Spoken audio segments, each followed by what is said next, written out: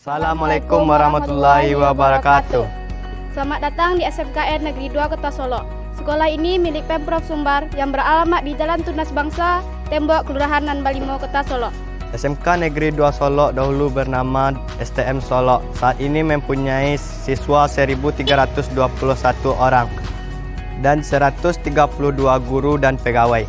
Sekian dan terima kasih. Assalamualaikum warahmatullahi wabarakatuh. SMK bisa. Pemirsa Minang 1, dimanapun Dun Sana berada. SMKN 2 Solo adalah sekolah kejuruan yang berada di bawah Dinas Pendidikan Provinsi Sumatera Barat. Saat ini, SMKN 2 Solo memiliki murid lebih dari 1.000 orang dan dibimbing guru serta tenaga administrasi sebanyak 132 orang.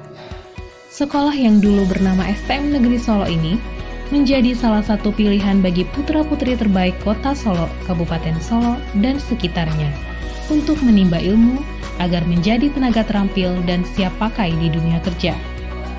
Dengan 5 prodi dan 7 jurusan, sekolah yang berada di Tembok Nan Balimo, Kota Solo ini sedang terus berbenah untuk menjadi sekolah teknik terbaik guna menghasilkan lulusan yang siap pakai di dunia kerja. Pemirsa Minang 1, untuk mengetahui lebih dalam eksistensi sekolah ini, berikut liputan khusus Minang 1 di SMKN 2 Solo. Selamat menyaksikan. Ya, secara umum SMK 2 Solo ini termasuk sekolah yang tertua karena dia keberadaannya sudah sejak tahun 1955 dengan jurusannya ada 5. Yang 5 itu teknik instalasi listrik, kemudian teknik konstruksi dan produksi, kemudian teknik otomotif, kemudian teknik audio video, dan terakhir teknik pemesinan.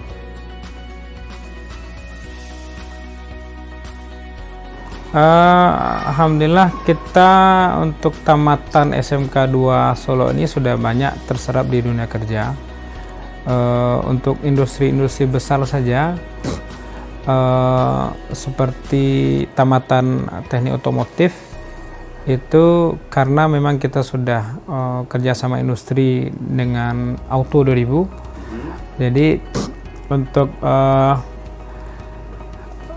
teknik perbaikan bodi itu siswa kita sudah diterima 3 orang. Kemudian untuk teknik kendaraan ringan itu ada 4 orang. Kemudian untuk di Sambu, PT Sambu di Kepri kita sudah menerima angkatan yang ke-6 sekarang, Pak. Yang paling banyak diminati sebenarnya sama saja, Pak. Cuman memang kalau kita semacam kita tingkat peminat yang tertinggi itu saya lihat ada di listrik, teknik instalasi tenaga listrik, kemudian di otomotif, kemudian pemesinan.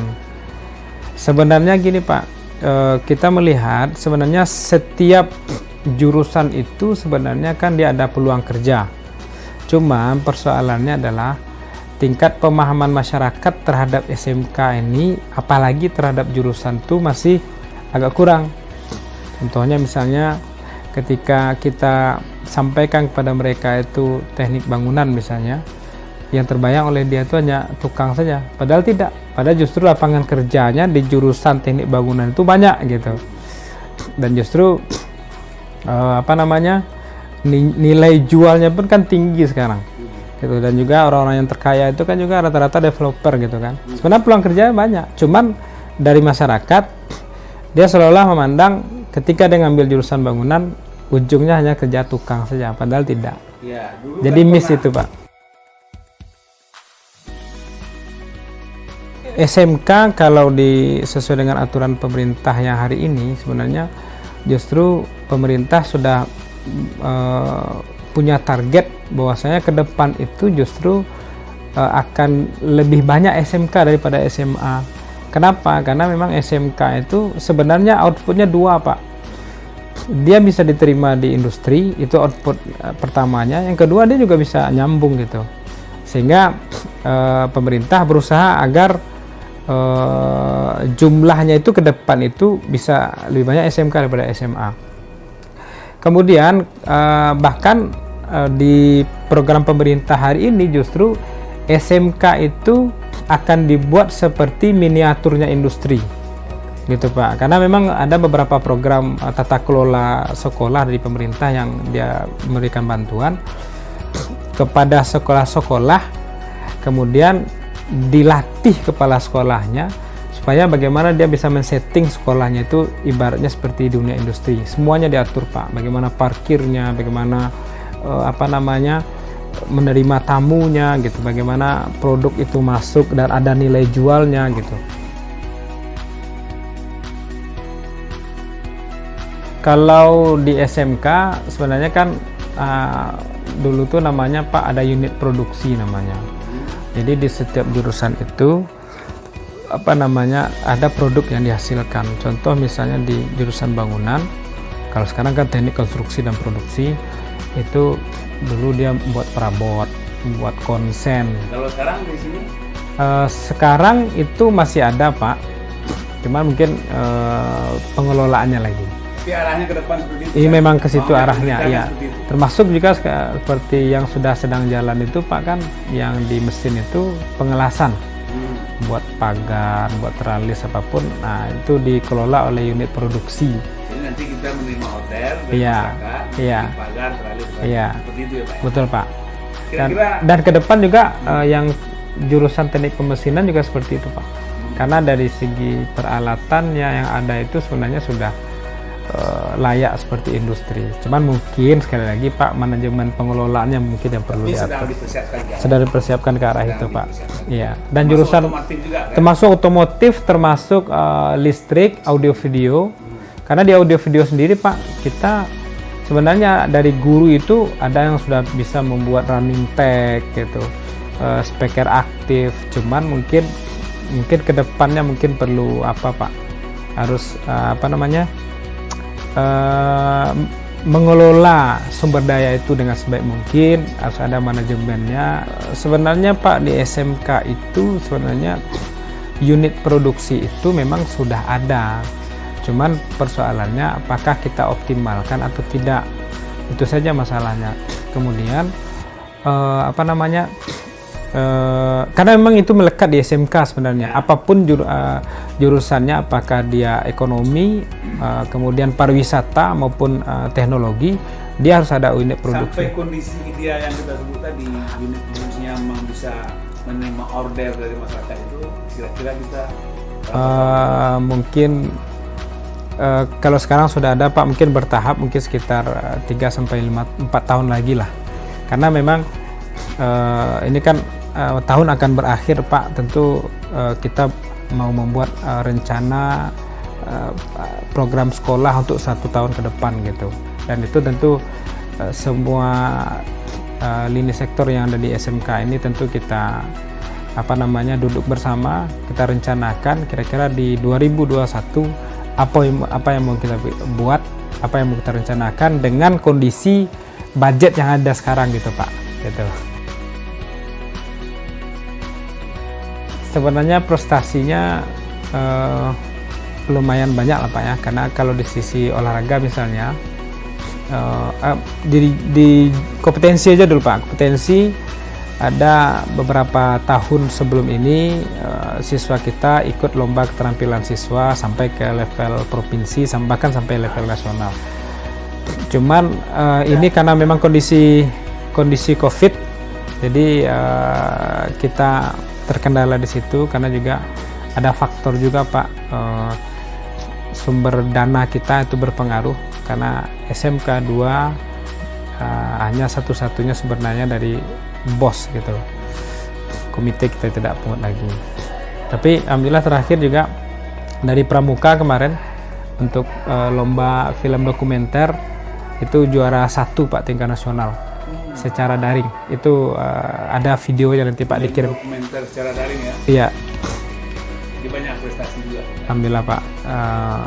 Untuk olahraga, alhamdulillah kita juga termasuk diperhitungkan juga Pak, terutama mungkin di bidang voli dan sepak bola.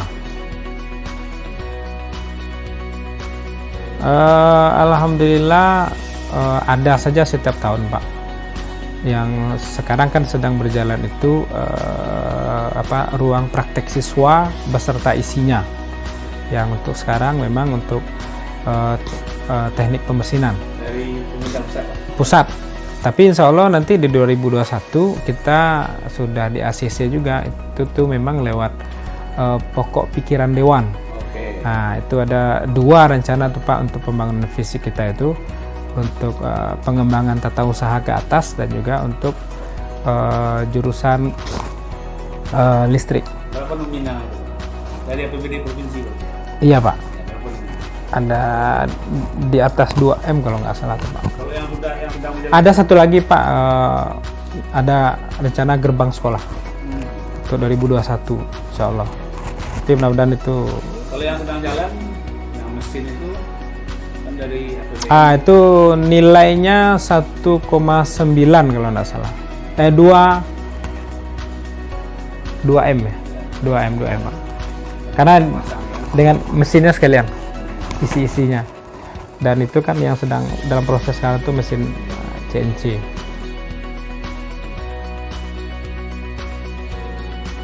Kalau untuk proses belajar mengajar sesuai dengan aturan di masa COVID ini, kita SMK tetap PBM-nya belajar. Untuk kelompok bidang studi C1 dan C2 itu daring, kemudian untuk C3 karena ini adalah kejuruan Pak dan memang dibolehkan oleh pemerintah untuk melakukan praktek, dengan catatan sekolah tetap menerapkan protokol COVID. Pertama mungkin di sisi pemerintah supaya untuk meminimalkan kesalahpahaman masyarakat terhadap sekolah kejuruan, makanya memang sosialisasi terhadap masyarakat ini memang harus agak digencarkan. Tapi sekolah kita juga sebagai pengelola juga harus melakukan sosialisasi ke SMP.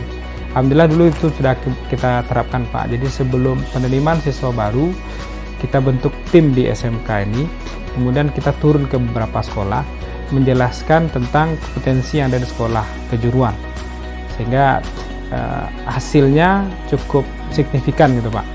Dari sekolah kita sosialisasi itu, akhirnya dia tahu bahwasanya jurusan apa yang ada, sehingga dia antusias untuk sekolah di sini. Kalau di khusus di bursa kerja, kalau tidak salah itu ada arahan seperti itu Pak.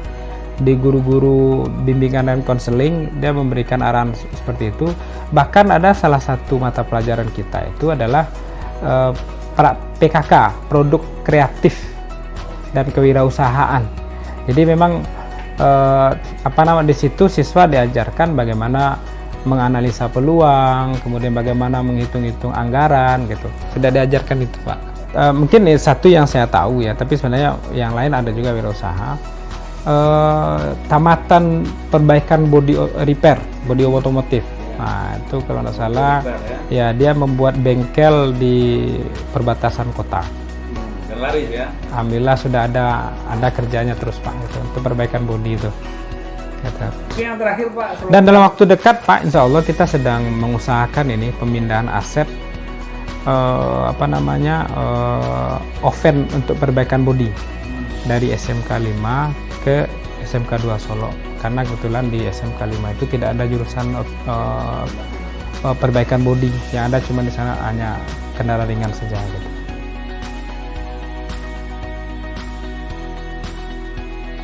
Peran komite di SMK 2 Solo ini artinya kita mendukung semua program yang ada di sekolah ini, termasuk baik dari program tingkat pusat maupun dari tingkat provinsi. Itu artinya kita mendukung sepenuhnya. Mungkin itu tadi mungkin salah satu yang perlu kita sampaikan, artinya bagaimana ya orang tua siswa ini ikut berpartisipasi dalam masalah ini. Kita mencoba untuk mengumpulkan beberapa orang tua murid-murid ini artinya kita memberikan masukan. Artinya tanpa peran mereka tentu tidak akan bisa berhasil sekolah ini. Artinya peran kita yang sudah kita lakukan, kita mendukung sepenuhnya yang dilakukan oleh kepala sekolah, termasuk bagaimana dengan SMK ini bisa berhasil, khususnya kepada anak-anak didik kita ini. Kita pun juga berharap nantinya mungkin kita selaku komite bagaimana anak-anak didik ini bisa mencapai tujuan yang ada di program yang untuk di sekolah ini. Sebagian besar dari orang tua wali murid ini mereka paham. Dan memang berharap ya. Memang berharap, terutama nanti mereka bisa langsung turun menjadi di lapangan pekerjaan. Dan menghasilkan uang ya. Itu salah satunya. Jadi mereka memang orang tua wali murid memang berharap bahwa mereka, anak mereka ini didik di sini di SMK ini itu nantinya bisa untuk bekerja. Kalau nanti seandainya mereka untuk melanjutkan ke perguruan tinggi, itu bisa juga mereka lakukan. Assalamualaikum warahmatullahi wabarakatuh. Saya Yulma Yetri, guru SMK Negeri 2 Solo, menghimbau kepada masyarakat agar memasukkan putra-putrinya ke SMK Negeri 2 Solo. Karena SMK sekarang sudah bisa mempersiapkan putra-putrinya tamatannya untuk bisa diserap di lapangan kerja. Bisa juga berwirausaha, bisa juga diterima di dunia kerja. Kami tunggu putra-putri Bapak Ibu di SMK Negeri 2 Solo. Saya selaku Ketua Komite menghimbau kepada seluruh orang tua wali murid maupun masyarakat yang ada di sekitaran Kota Solo maupun yang ada di luar Kota Solo, berharap untuk bisa memasukkan anak-anaknya di SMK 2 Negeri Solo ini. Kami tunggu di SMK Negeri 2 Solo. SMK bisa, SMK bisa, SMK bisa. SMK bisa. Oke dan bisa. Assalamualaikum warahmatullahi wabarakatuh.